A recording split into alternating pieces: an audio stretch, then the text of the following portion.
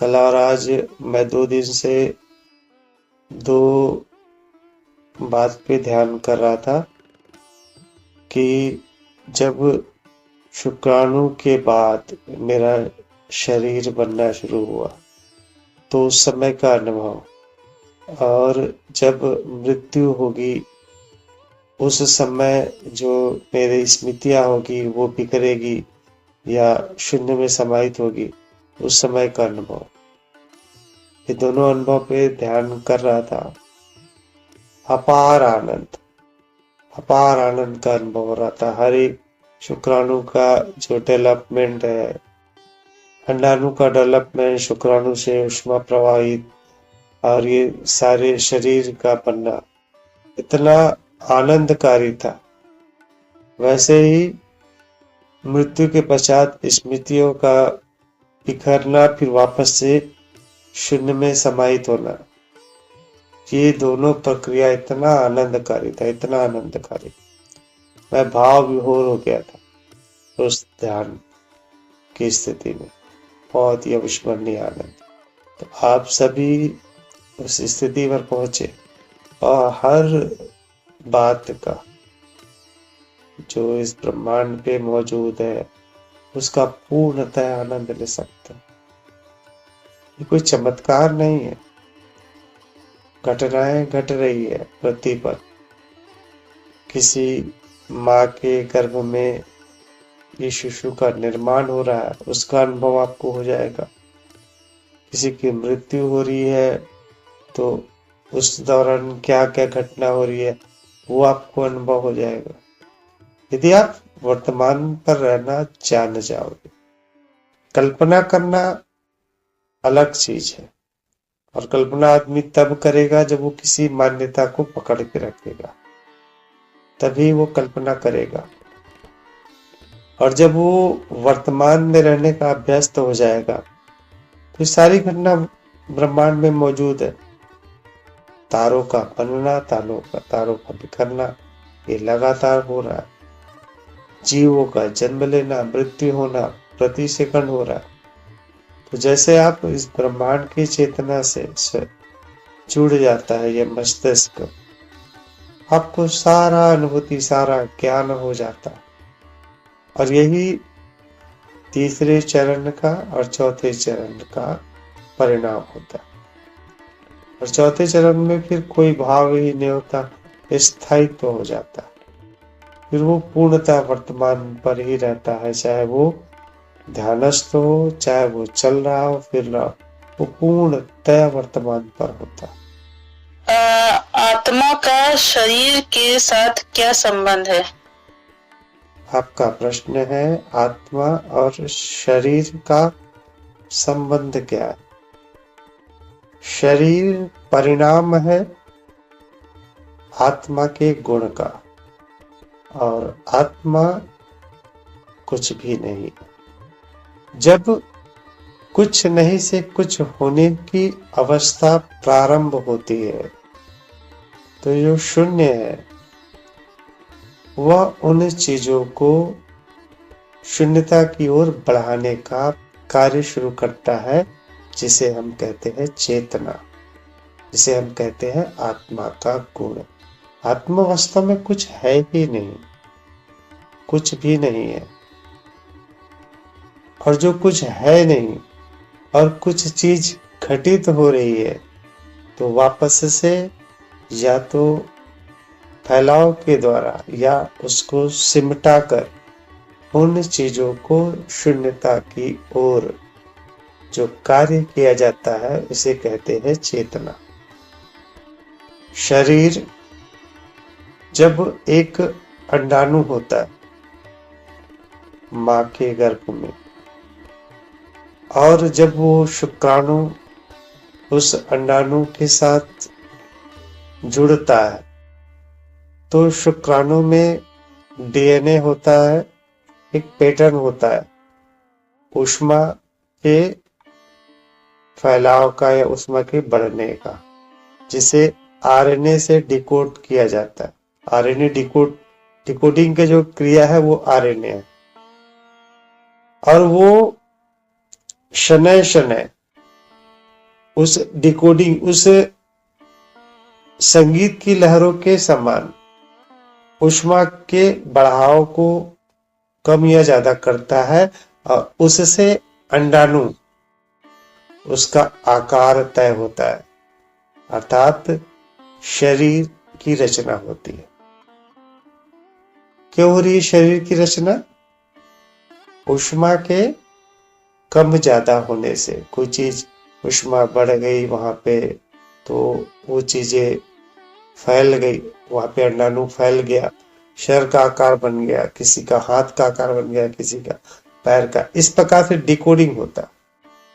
शुक्राणु का कार्य ऊष्मा या एनर्जी उसको कम ज्यादा करना। कम ज्यादा कैसे होता है? उसके डीएनए से। डीएनए क्या है? उसकी पूर्व के जो स्मृतियां है, पूर्व के जो उसने सीखा हुआ है, परत दर परत, परत दर परत, वो उसमें स्टोर रहता है। उसे कहते हैं डीएनए। वो डीएनए को डिकोड आरएनए के हिसाब से होता है। मैं साइंटिफिकली बता रहा हूं, समझना शुरू में मुश्किल होगा। तो फिर वो अंडाणु उसका आकार लेता है। तो ये जो प्रक्रिया हो रही है, ऊष्मा बढ़ रही है तो वो चीजें फैल रही है, जो फैलाव का कार्य हो रहा है ताकि वहां कुछ ना रहे। यह जो क्रिया है दैट इज चेतना, और यह गुण है आत्मा का। आत्मा कुछ भी नहीं है। वैसे ही हम सांस ले रहे हैं, जैसे शरीर में ऊष्मा बढ़ी वैसे ही हमारे लंग्स फूलने लगे। जैसे ऊष्मा कम हुई लंग्स सिकुड़ने लगे। और ये जो प्रक्रिया है, सांस अंदर जाना, सांस बाहर जाना, यह प्रक्रिया हो रही है। ऑक्सीजन अंदर आ रहा है, जा रहा है, और इस ऑक्सीजन के द्वारा लगातार ऊष्मा पैदा हो रही है और ऊष्मा से फिर शरीर चल रहा है।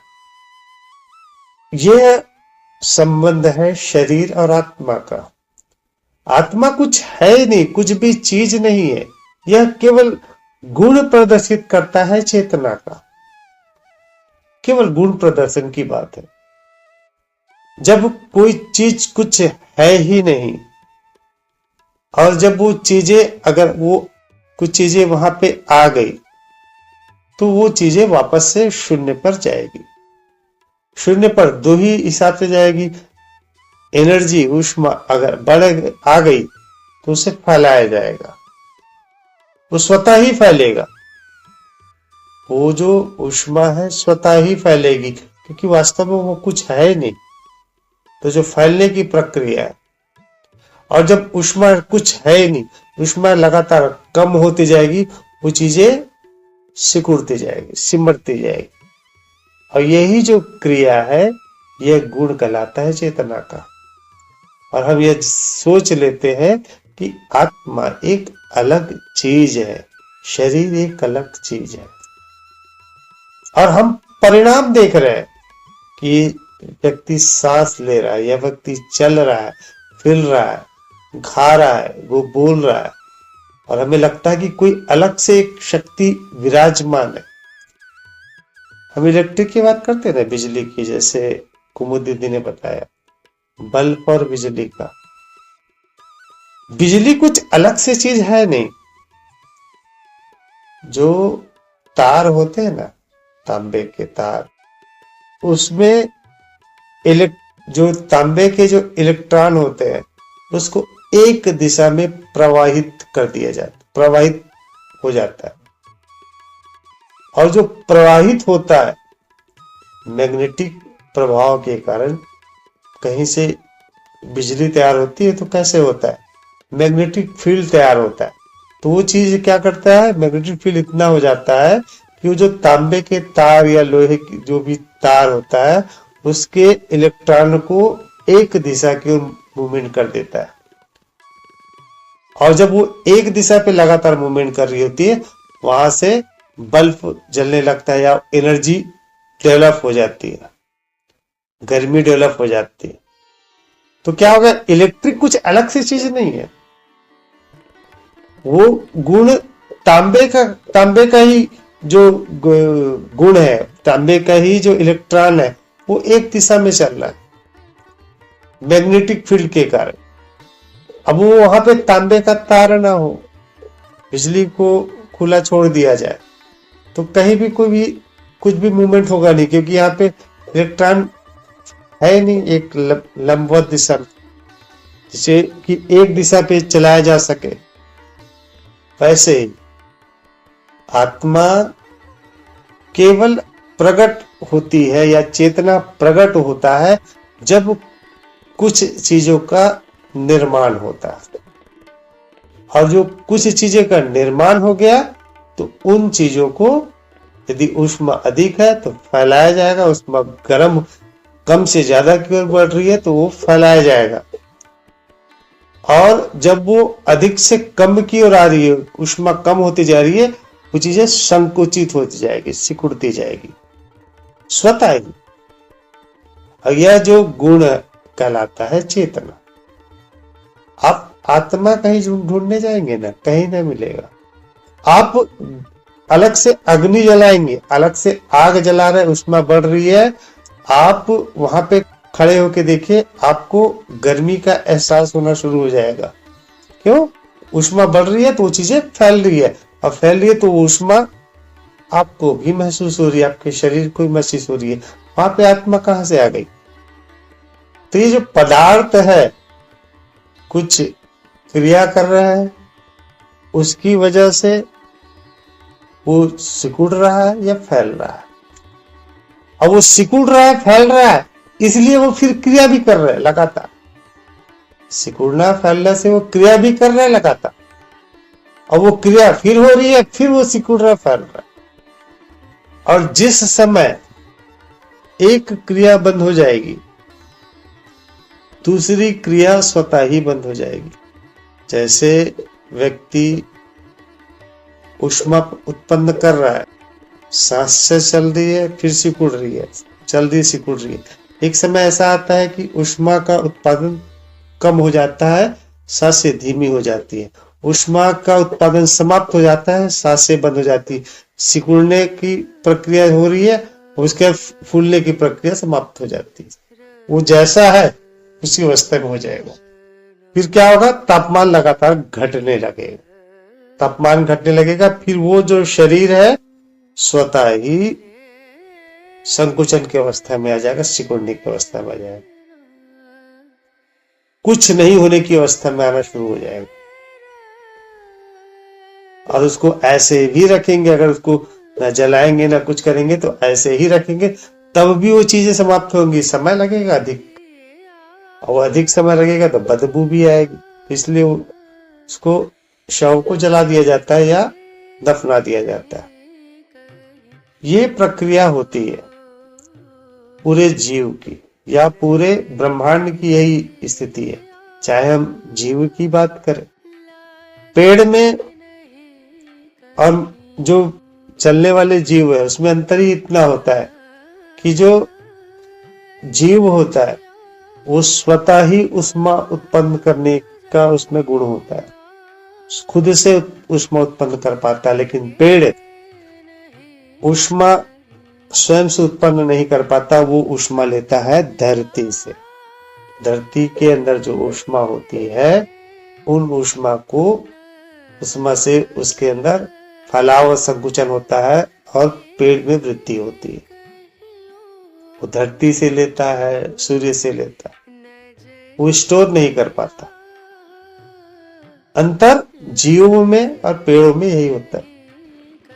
कुछ निर्जीव पदार्थ भी होते हैं, जैसे पत्थर पहाड़ हो गए, ये ऊष्मा को न ले पा रहे हैं पूरी ढंग से जितना उसकी आवश्यकता है, न ही उसको ऊष्मा को उत्पादन कर पा रहे हैं, तो वो चीजें रिजिड हो जाती है। लेकिन उसमें भी मूवमेंट होता है इलेक्ट्रॉनों का, अर्थात उसमें भी जैसे हम आत्मा या चेतना की बात करें उसमें भी रहेगा, लेकिन वो अल्प मात्रा, इतना उसका मात्रा कम होता है कि उसमें मूवमेंट दिखाई नहीं देता। कई बार हम देखते हैं पृथ्वी में भूकंप आते हैं, ज्वालामुखी आते हैं। क्यों आते हैं? जब वो ऊष्मा वहां पे अंदर बढ़ गई तो वो चीजें फैल जाती है। वहां पे अंदर प्लेट्स है पृथ्वी में, वो प्लेट्स उस फैलाव के कारण आपस में टकरा जाते हैं, भूकंप आ जाता है। और कहीं पे कमजोर जगह है, वहां पे ज्वालामुखी के रूप में प्रचंड ऊष्मा बाहर निकलती। तो ये जो निर्जीव भी कहते हैं, उसमें भी ये मूवमेंट दिखाई देता है, हवा में भी मूवमेंट दिखाई देता है। तो ये गुण है, केवल शून्यता का गुण। और आत्मा कुछ अलग से नहीं मिलेगा, ना अंदर ना बाहर। यह जो एक पर्टिकुलर शरीर के अंदर अंतर हो रहा है, जिसे हम आत्मा कहेंगे, और ये इसका विस्तृत रूप पूरे ब्रह्मांड में अगर है, पूरे ब्रह्मांड के हिसाब से हम सोचेंगे तो इसे हम परमात्मा कहते हैं। और केवल वही कार्य हो रहा है, शून्यता की ओर अग्रसर होने का। तो आत्मा कुछ भी नहीं है। यह शरीर आत्मा के गुण का परिणाम है। ये बातें अभी आप लोग शब्दों में समझना चाहेंगे तो थोड़ा मुश्किल होगा, क्योंकि आप लोगों के पास पहले से कोई ना कोई मान्यताएं हैं, उससे आप कंपेयर करेंगे, आपके पास तो वही लॉजिक होगा। तो जब आप कंपेयर करने लगेंगे आपको कुछ भी समझ ना आएगा। और जब आप इसकी अनुभूति करने लगेंगे, इस घटना को होते हुए स्वतः ही महसूस करेंगे, आपको बहुत अच्छे से समझ में आएगा। अद्भुत है ये ब्रह्मांड की रचना, अद्भुत, आनंदकारी। मैं ध्यान पे, जैसे मैंने बताया आज, ध्यान पे मैं जब इन घटनाओं को देख रहा था, देखने का तात्पर्य आंखों से सपनों की तरह नहीं देख रहा था, वो महसूस हो रहा था। इतना आनंद आ रहा था हर एक रचना की जो हो रही थी, चाहे शरीर का निर्माण हो रहा था, अद्भुत आनंद। वैसे ही मृत्यु के पश्चात जो स्मृतियों का बिखराव है, जो ऊष्मा का बिखराव है, और फिर वो समेट कर कुछ शून्यता में शामिल होने का इतना आनंदकारी, अद्भुत आनंद। हर एक बात में आनंद। आप एक बीज का अनुभव करेंगे, बीज का जो अंकुरण हो रहा है, कैसे हो रहा है। आप जैसे चना है ना, चना, उसे भिगो दीजिए। भिगोने से क्या होगा, वो जो कोशिकाएं उसके आपस में जुड़ी हुई है, वो उसका जो संगठन है वो कमजोर हो जाएगा। और उसके बाद उसको कपड़े में ढककर उसको गर्मी दीजिए। जैसे वो गर्म होने लगेगा, अंदर ऊष्मा बढ़ने लगेगी, वो फूटने लगेगा। फूट के क्या होगा, उसमें अंकुरन आने लगेगा। और यही अंकुरन आप धरती पे लगा देंगे तो उसमें फिर स्वतः ही ऊष्मा लेने का गुण आ जाएगा। फिर वो प्रकाश संश्लेषण की क्रिया शुरू करेगा, सूर्य की रोशनी, जल, और ये फिर पौधे के रूप में परिवर्तित होने लगेगा। उसमें फूल आने लगेंगे, फिर उसमें फल आने लगेंगे। इतना विस्मयकारी और सारा क्रिया हो रहा है केवल दो गुण के कारण, शून्यता के गुण के कारण, जिसे हम आत्मा कहते। किंतु ये मैं अवश्य कहूंगा आप सभी से, मेरे उत्तर को आप मान्यता के रूप में, सत्य के रूप में बिल्कुल स्वीकार ना करें। यदि आप करने लगेंगे, ये आपका हमेशा उधार का ज्ञान होगा, और उधार का ज्ञान आपके ज्ञान को पूर्णतः सीमित कर देगा। मैंने जो कहा इसका परीक्षण कर, ध्यान के अवस्था में जाकर इन बातों का, या आपके पास बहुत सारी मान्यताएं होंगी, उन सब का परीक्षण कर। हर हिसाब से, ये कैसे है, ये क्या है, वो क्या है। जब आप परीक्षण करेंगे तब आप जान पाएंगे वास्तविक सत्य क्या है। और जब आप उस सत्य को स्वीकार करेंगे, वो आपका गुण होगा, आपका खुद का ज्ञान होगा, और वो आपका ज्ञान ही आपको आगे बढ़ाएगा। भैया इस वीडियो को इसको भैया इसमें यूट्यूब में जरूर डालना, क्योंकि सुनने में ही ये इतना अच्छा लग रहा है और इतना मन में ऐसा लग रहा है, एकदम शांत लग रहा है बिल्कुल। ये वीडियो जल्दी डालना भैया आप। हम सब ने आत्मा को, परमात्मा को समझा ही नहीं है। किसी भी मान्यताओं ने इस बात को समझा ही नहीं है, आपके सामने प्रस्तुत किया ही नहीं है। सबने आत्मा को एक एनर्जी के रूप में माना जो विद्यमान है। किसी ने कह दिया कि आत्मा हृदय में है, किसी ने कह दिया कि आत्मा मस्तिष्क में है, कोई और बातें। आत्मा बाहर निकलती है, दिए के रूप में निकलती है, इस प्रकार की बातें। हंसी आती है आज, पहले मुझे भी विश्वास था इस बारे में, जब मैंने इस पूर्ण सत्य को जान लिया, अब हंसी आती है इस बात। आत्मा कुछ है ही नहीं, कुछ भी नहीं है, वो केवल घटना का परिणाम है। एक घटना घट रही है और उस घटना के फलस्वरूप या तो ऊष्मा अधिक से कम की ओर बढ़ेगी या ऊष्मा कम से अधिक की ओर बढ़ेगी। तो या विखंडन होगा या संलयन होगा। ये जो प्रक्रिया है घटना का परिणाम, यह परिणाम शारीरिक रूप से या भौतिक रूप से हमें दिखलाई देता है। जैसे सांसें चलती है ना, ऊष्मा बढ़ने का परिणाम में क्या हुआ, वो जो लंग्स है फूलने लगा। ऊष्मा कम होने का परिणाम ऊष्मा सिकुड़ने लगा। ये ऊष्मा का बढ़ना कम होना, उसका परिणाम दिखता है। तो परिणाम ये है, और हम क्या देखते हैं उसके आगे का, सांसें चल रही है कम हो रही है, चल रही है कम हो रही है, हम वह परिणाम देखते हैं। परिणाम जो है चेतना, जिसे हम सांसों का बढ़ना उतरना कहते हैं। जब व्यक्ति दौड़ता है, दौड़ने का कार्य करता है, उसके अंदर गर्मी बढ़ जाती है,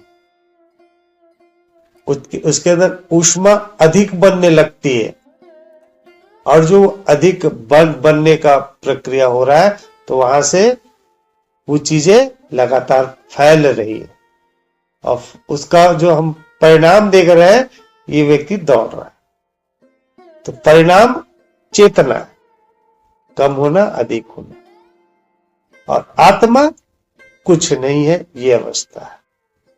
ये आप समझेंगे तब, यदि इस ज्ञान के आधार पर भी आगे बढ़ेंगे, तब भी आप अष्टावक्र गीता का भी अध्ययन करेंगे, आप उस शून्यता को जानने लगेंगे। यदि ध्यान के द्वारा, सजगता के द्वारा जाएंगे, तब भी आप उस आत्मा को, शून्यता को जानने लगेंगे। यदि आप भक्ति पर भी जाएंगे, तो जब भक्ति ही कर रहे हैं, कृष्ण की ही भक्ति कर रहे हैं, तो आपको ये महसूस होगा शिवा कृष्ण के कुछ है ही नहीं है।